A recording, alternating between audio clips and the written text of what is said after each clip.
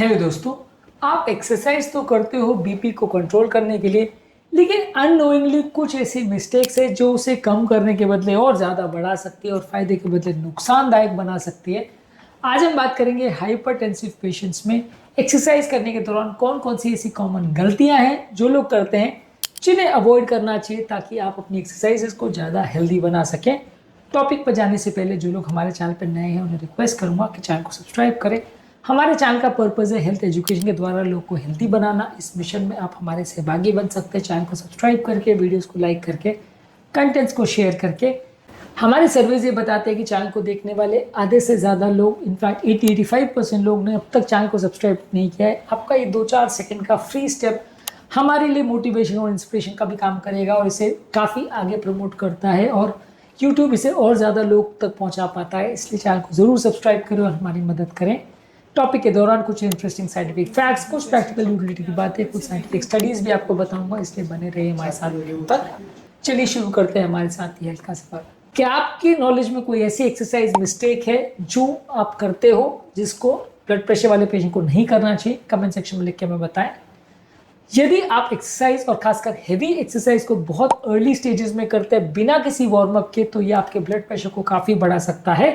Journal of hypertension में 2020 में एक आर्टिकल पब्लिश हुआ था जिसमें बताया गया था कि एक्सरसाइज आपके सिस्टोलिक ब्लड प्रेशर को 25 मिलीमीटर्स तक बढ़ा सकता है, खासकर यदि कोई व्यक्ति हाई इंटेंसिटी एक्सरसाइज को बिना वार्मिंग अप के करेगा। और इसी वजह से कई बार लोग को एक्सरसाइज करने के दौरान लकवे वगैरह का प्रॉब्लम आ सकता है। हमारे एक पेशेंट ने अपना ब्लड प्रेशर जिम में एक्सरसाइज करने के दौरान 190 रिकॉर्ड किया था। तो ये काफ़ी कॉमन होता है जब लोग अपना एक्सरसाइज बिना किसी वार्मिंग अप की या बिना किसी प्रिपरेशन के करते हैं, सडनली हेवी इंटेंसिटी एक्सरसाइज करते हैं, तो वो ब्लड प्रेशर को बढ़ा सकता है, कई बार डेंजरस लेवल तक भी पहुंचा सकता है, जो कि हाई ब्लड प्रेशर वाले पेशेंट्स के लिए अच्छा नहीं है। इसके अलावा आप अगर एक्सरसाइज के दौरान, खासकर हेवी वेट लिफ्टिंग के दौरान, यदि अपनी सांस को रोकते हैं, वैल्साल्वा मनूवर करते हैं, तो आपका इंट्राथोरेसिक प्रेशर बढ़ सकता है, जिससे आपका बीपी काफ़ी ज़्यादा बढ़ सकता है। अमेरिकन जर्नल ऑफ कार्डियोलॉजी में एक आर्टिकल में बताया गया था कि ट्रांजिएंटली इस ब्रेथ होल्डिंग के दौरान, वेट लिफ्टिंग के दौरान आपका बीपी 250/150 तक भी जा सकता है, जो कि लकवा करने के लिए, हार्ट अटैक करने के लिए, एओर्टिक डिसेक्शन जैसी प्रॉब्लम्स को क्रिएट करने के लिए बहुत सफिशिएंट है। तो ऐसा बिल्कुल ना करें। जब आप हेवी वेट्स लिफ्ट कर रहे हो तो उस समय सांस को ज़्यादा देर ना रोकें। इसके अलावा अगर आप एक्सरसाइज करने के लिए सुबह मॉर्निंग में चले जाते हैं और उससे पहले अपनी ब्लड प्रेशर की दवाएं नहीं लेते हैं, तो उससे अनस्टेबल ब्लड प्रेशर रीडिंग्स हो सकती है और चक्कर आ सकता है, जिससे प्रॉब्लम्स हो सकती है। इसीलिए आपकी एक्सरसाइज की मेडिसिन जो कि सुबह के टाइम प्रिस्क्राइब्ड है, तो वो अपनी मॉर्निंग में एक्सरसाइज करने से पहले उनको ले ले तो ज़्यादा अच्छा है। एक्सरसाइज के दौरान यदि आप एक मेडिसिन का डोज भी डिसकंटिन्यू या स्किप कर देते हो, तो एक्सरसाइज के दौरान आपका ब्लड प्रेशर 18 से 22 मिलीमीटर तक एक्स्ट्रा बढ़ सकता है, ऐसा स्टडीज ने शो किया है। इस चीज़ को आप ऐसे कंपेयर कर सकते हैं कि आप गाड़ी चला रहे हो लेकिन सीट बेल्ट नहीं पहने हो, तो सडनली जर्क आपको बहुत ज़्यादा लग सकता है। तो ऑब्वियसली एक्सरसाइज आप कर रहे हो तो उससे पहले आपको अपना ब्लड प्रेशर सेफ्टी ज़रूरी है, नहीं तो ब्लड प्रेशर बहुत डेंजरस लेवल तक बढ़ सकता है। एक्सरसाइज के दौरान यदि आप वार्म अप और कूल डाउन पर अगर कॉन्सेंट्रेट नहीं करते, तो आपकी नलियाँ बहुत जल्दी एक्सपैंड और कॉन्ट्रैक्ट करती है, जो कि हाइपरटेंसिव पेशेंट्स के लिए अच्छा नहीं है। स्टडीज ने शो किया है कि यदि आप एक्सरसाइज से पहले 10 मिनट का अगर वार्म अप करते हैं, तो exercise induced blood pressure spikes जो है 30% तक कम किए जा सकते हैं। तो वार्मिंग अप और कूल डाउन पर ज़्यादा फोकस करना है यदि आपको हाइपरटेंशन की प्रॉब्लम है तो।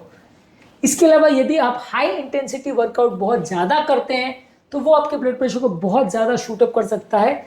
सर्कुलेशन में 2021 में एक आर्टिकल पब्लिश हुआ था जिसमें बताया गया था कि हाई इंटेंसिटी इंटरवल ट्रेनिंग जो लोग हफ्ते में 5 बार करते हैं, वो आपके ब्लड प्रेशर को 8 मिलीमीटर तक बढ़ा सकता है 3 महीने में। तो इसलिए बहुत अग्रेसिव एक्सरसाइज, बहुत ज़्यादा इंटेंसिटी की एक्सरसाइज और बहुत ज़्यादा ओवर वर्क वाली एक्सरसाइज को ज़्यादा आपको नहीं करना है। यदि आपको बहुत ज़्यादा हाइपरटेंशन का प्रॉब्लम है, वो आपके ब्लड प्रेशर को डेंजरस लेवल्स तक बढ़ा सकता है। इसके अलावा एक्सरसाइज से पहले और एक्सरसाइज के दौरान, एक्सरसाइज के बाद पानी ज़्यादा मात्रा में पीना है। यदि एक्सरसाइज के दौरान बहुत ज़्यादा स्वेटिंग होती है, तो वो आपके ब्लड प्रेशर लेवल्स को चेंज कर सकता है, जिससे आपको चक्कर, कमजोरी आ सकती है, बीपी ओवरशूट भी कर सकता है, जिससे आपको प्रॉब्लम्स हो सकती है। कई बार हाइपोनेट्रीमिया की प्रॉब्लम भी हो सकती है। इसलिए नमक का पानी लेंगे तो ज़्यादा अच्छा है, यानी सॉल्ट वाटर लेंगे तो ज़्यादा अच्छा है। Journal of American society of hypertension में एक आर्टिकल में बताया गया था कि माइल्ड डिहाइड्रेशन आपके ब्लड प्रेशर को एक्सरसाइज के बाद 7 से 10 मिलीमीटर तक बढ़ा सकता है। तो इनफैक्ट डिहाइड्रेशन से उल्टा आपका ब्लड प्रेशर बढ़ सकता है। इसके अलावा यदि आप एक्सरसाइज के दौरान या उससे पहले अगर स्टिमुलेंट्स लेते हैं, तो वो भी आपके हार्ट रेट और बीपी को बहुत ज़्यादा बढ़ा सकता है। 2020 में मेयो क्लिनिक के एक आर्टिकल में बताया गया था कि यदि आप एनर्जी ड्रिंक्स लेते हैं एक्सरसाइज से पहले तो आपके एक्सरसाइज के दौरान विद इन 30 मिनट्स आपके ब्लड प्रेशर को 6 to 10 मिलीमीटर्स तक बढ़ा सकता है। इसके अलावा यदि आपको एक्सरसाइज के दौरान कुछ ऐसे वार्निंग सिम्टम्स जैसे चक्कर, नाक से ब्लीडिंग होना, सर दर्द होना या चेस्ट पेन हो रहा है तो ये वार्निंग साइंस है। इसके बाद आपको एक्सरसाइज बहुत ज़्यादा नहीं करना है, तुरंत डॉक्टर से संपर्क करना है। अगर ऐसा कुछ हो रहा है तो आपको एक्सरसाइज को कंटिन्यू नहीं करना है। 2019 में एक आर्टिकल में बताया गया था कि एक्सरसाइज के दौरान जो ज़्यादातर कार्डियोवैस्कुलर इवेंट्स होते हैं उसमें कुछ वार्निंग साइंस होते हैं जिनको उन्होंने इग्नोर किया, जिसकी वजह से प्रॉब्लम आई। 40% पेशेंट्स में ये इग्नोर करना घातक साबित होता है। इसके अलावा एक बैलेंस्ड वर्कआउट होना ज़रूरी है जिसमें रेजिस्टेंस ट्रेनिंग और एरोबिक दोनों को करना ज़रूरी है। यदि आप बैलेंस ट्रेनिंग नहीं करते हैं तो आपका ओवरऑल फ़ायदा नहीं होता है। कुछ लोग सिर्फ कार्डियो करते हैं, कुछ लोग सिर्फ स्ट्रेंथ ट्रेनिंग करते हैं, दोनों से फ़ायदा नहीं होता है। स्ट्रेंथ ट्रेनिंग कार्डियो के साथ यदि आप करते हैं तो आपके सिस्टोलिक ब्लड प्रेशर को 6 मिलीमीटर्स तक एक्स्ट्रा कम कर सकता है। इसलिए दोनों का एक प्रॉपर सामंजस्य या एक प्रॉपर बैलेंस मेंटेन करना ज़रूरी है। इसके अलावा बहुत एक्सट्रीम टेम्परेचर पे यदि आप एक्सरसाइज करते हैं, अनवेंटिलेटेड जिम में या बिना एसी वाले जिम में एक्सरसाइज करते हैं तो उसकी नलियाँ वैसे व्यक्ति की डायलेट हो सकती हैं और वो आपको बहुत ज़्यादा डिहाइड्रेट कर सकता है। इसके अलावा अगर बहुत ज़्यादा ठंडे एनवायरनमेंट में अगर आप एक्सरसाइज करते हैं तो बीपी बहुत ज़्यादा शूटअप कर सकता है। तो अनवेंटिलेटेड और नॉन एयर कंडीशन जिम्स में कई बार एक्सरसाइज करना डेंजरस हो सकता है, इसलिए वो थोड़ा सा ध्यान रखिए। एटलीस्ट अगर जिम में एसी ना भी हो और मीडियम लेवल का भी जिम हो तो वेंटिलेशन प्रॉपर होना चाहिए ताकि आपको बहुत ज़्यादा गर्मी या ठंडी ना लगे एक्सरसाइज करने के दौरान। 2020 में हाइपरटेंशन रिसर्च में एक आर्टिकल पब्लिश हुआ था जिसने बताया था कि जो लोग 35 डिग्री सेंटीग्रेड से ज़्यादा हाई टेम्परेचर पे अगर एक्सरसाइज करते हैं तो उससे बीपी इंस्टेबिलिटी और चक्कर होने का कारण या प्रॉब्लम बढ़ सकता है। इसके अलावा यदि आपको बीपी की बहुत ज़्यादा प्रॉब्लम है तो एक्सरसाइज करने के पहले और एक्सरसाइज करने के बाद अपने बीपी को चेक कर लें, इससे आपको फ़ायदा मिलेगा। इसके अलावा यदि आप रेगुलर एक्सरसाइज करते हैं तो नींद की क्वालिटी पर भी फोकस करिए। स्लीप क्वालिटी भी बहुत हद तक आपके ब्लड प्रेशर को इन्फ्लुएंस कर सकती है। प्रॉपर ब्लड प्रेशर मेंटेनेंस के लिए प्रॉपर नींद का होना भी ज़रूरी है। इसके अलावा सर पर प्रेशर डालने वाले बहुत ज़्यादा पोस्चर मत करिए और बहुत ज़्यादा टाइट पोस्चर मत करिए, यानी शीर्षासन जैसी चीज़ें मत करिए। इससे आपका ब्रेन का प्रेशर बढ़ सकता है जिससे ब्रेन में ब्लीडिंग या लकवे की प्रॉब्लम हो सकती है। इसलिए हाइपरटेंशन वाले पेशेंट को ब्रेन पर प्रेशर डालने वाली एक्सरसाइजेस नहीं करनी चाहिए।